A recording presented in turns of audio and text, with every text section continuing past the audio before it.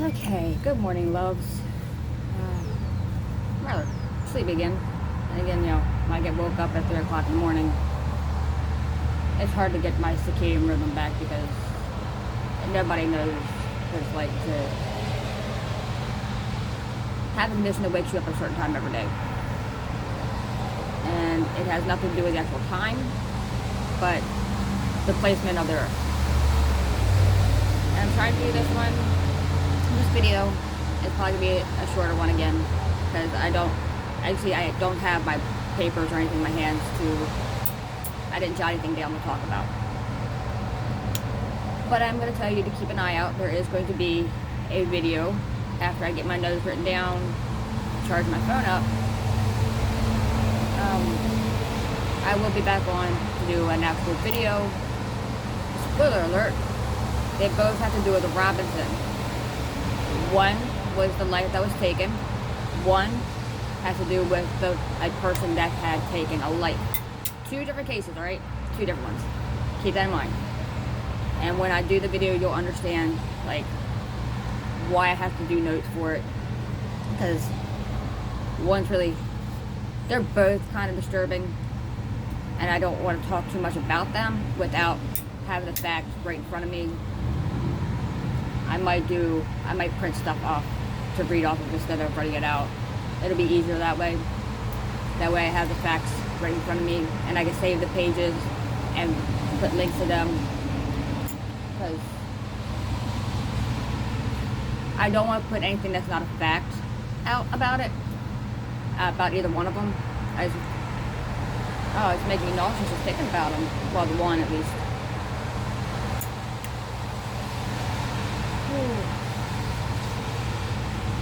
That poor child. Anyway, let's talk government shutdown. How are we all feeling about not having food stamps? I never have food stamps. It's not a difference to me. I don't get benefits of any kind right now, at all. I've had it in the past. I'm not gonna lie and say I've never had food stamps, because that would be a absolute lie, and it could be looked up by anybody to find out. If I ever had any kind of assistance, but I haven't had assistance in a very long time. A very long time. Because, we don't qualify for it. That's what they say. We're barely able to pay our rent. We almost never have the money to pay our electric. We don't have heat right now. Because, that's an extra bill that we just can't afford to keep paying. So, we have an electric heater that kind of warms up enough, because the insulation in here is really pretty good. Even though this place is older than I am,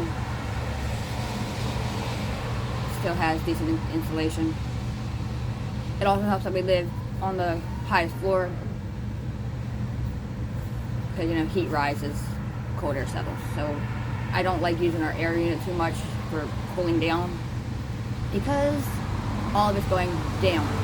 So everybody on the first floor stays nice and cool in the summer, and everybody up here sweats their butt off.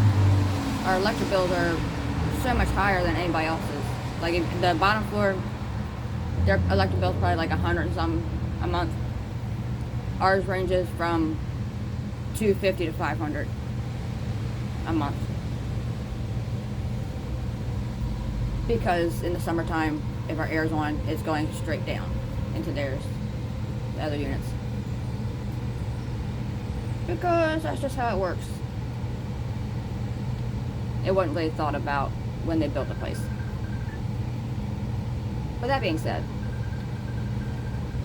I'm probably just gonna hop off here, rewatch the videos I was watching with a notepad, jot everything down, so that I can address, and I'll do the research myself after I find out more. Once I watch them again and get the information from them, I can go back and do the research again to make sure that nothing was missed in their variation of the story, or stories. yeah, guys, you just hang in there. I'm hanging in there. The food stamp situation will fix itself. Well, not itself, but it will be fixed. The courts are working on releasing the funds, which are not going to be enough. They're about $3 billion short of what's needed. They got $6 billion set aside out of the $9 billion that's needed. So everybody with food stamps that's waiting for it, expecting to get help with it, don't be upset when you get a lower amount for the month than normal, because if it's just going to be the emergency fund that's being used, it's not going to be enough. It's just not going to be enough to give everybody the amount that they normally would get every month. Except me, because I don't get nothing. So I get zero anyway. Which is why I'm skinny. We buy what we can afford. And I try to make everything stretch as long as possible.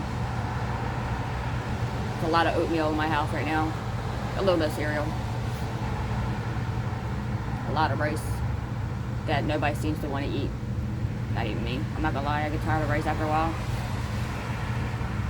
But you can put flavoring in the rice. I bought some flavorings for the rice, so I don't have to try so hard to make the rice taste good. I already have the flavoring in it.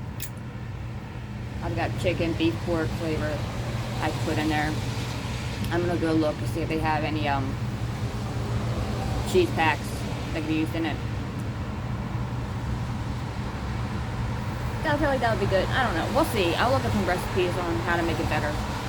But rice is always a good staple to have. I got beans.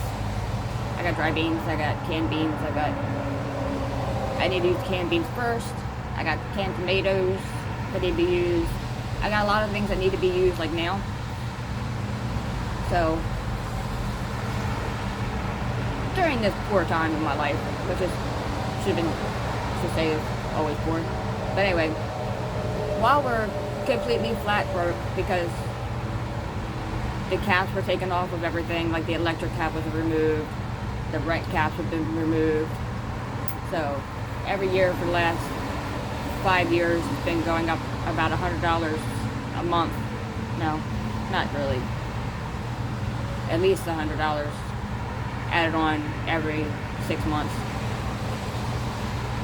to the total cost of our rent, which is against our lease, but we're not gonna get in that because I don't know if that would hold it at court.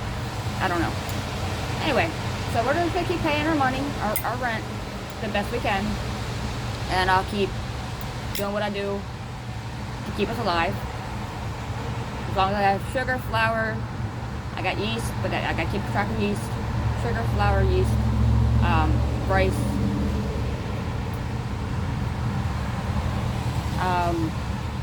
seasonings. I have to have seasonings to keep everything tasting good. And it doesn't take much. Y'all think it takes a lot to make your food taste good? It don't take that much. But you have to make sure it is enough. There's a difference between too much and not enough. And enough is right there in the middle between not enough at all, or none, and too much. Hold on, my daughter's looking at me. Sorry, she wants to bake. But yeah, so I have to keep track of everything. I have recipes for like everything that I'm gonna make. I just have to locate the book that I have in it. Because while I was able to work, hold on, it's loud.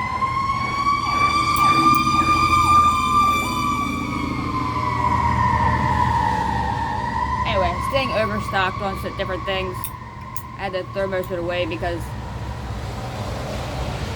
at that time, when I did that, I was preparing for this. And this didn't come right away. I wasn't thinking that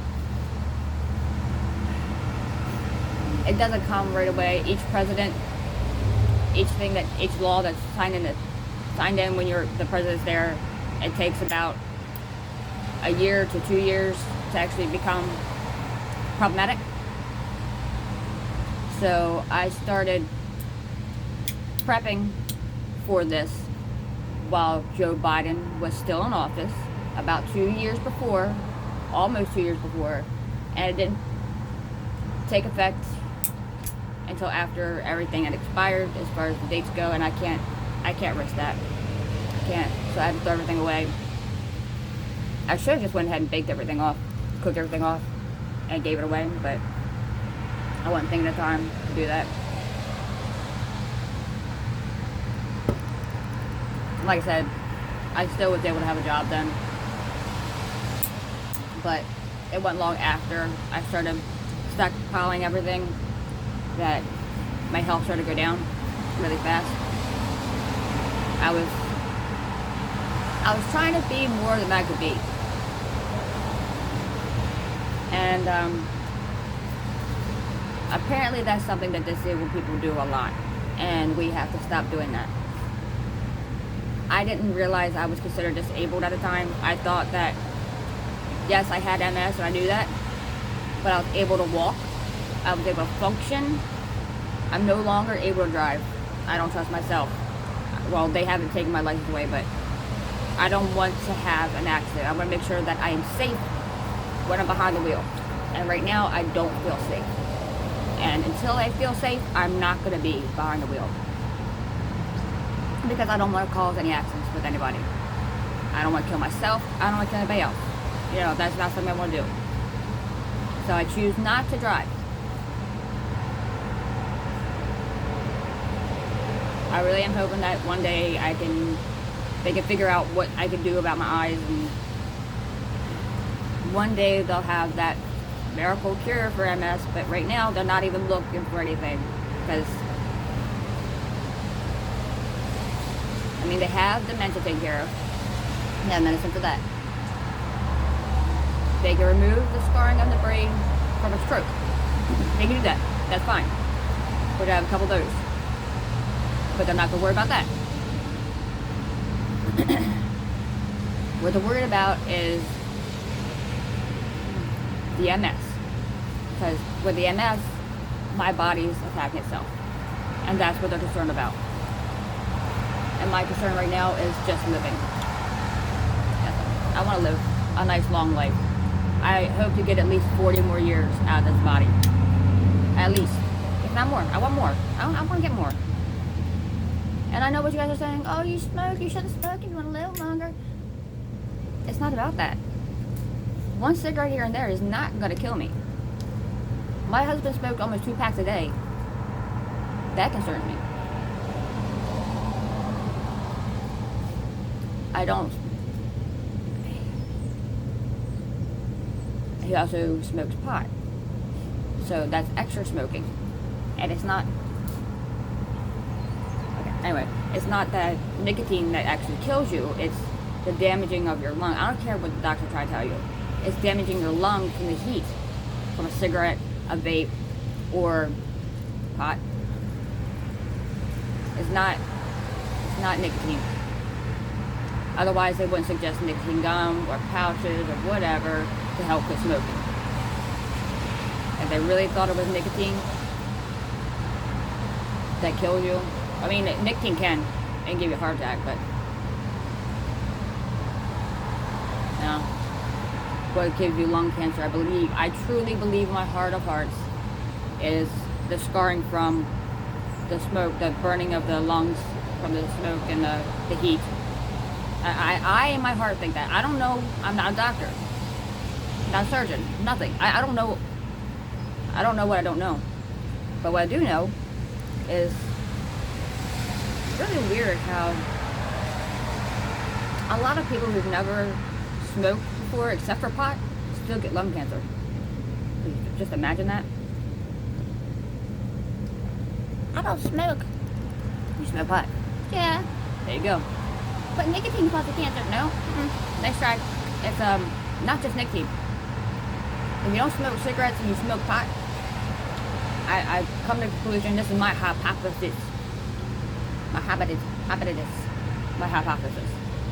My educated guess is that the heat from the cigarette burns the inside of your lungs, creating scars, which then turn into cancer. That's my thought. That's everything that I have in here right now. That's all I can think about with that. That's what it is to me. And I brought that up to a doctor before, and they're like, that's actually a very educated guess. We're still studying that because we have been leading that way too. So, I mean, since it's not just me. Anyway, I said what I had to say. I'll be back on once I get the other one wrote down and ready to film. But for now, that's all I have to say. I love you guys. Stay safe. Stay healthy. Bye.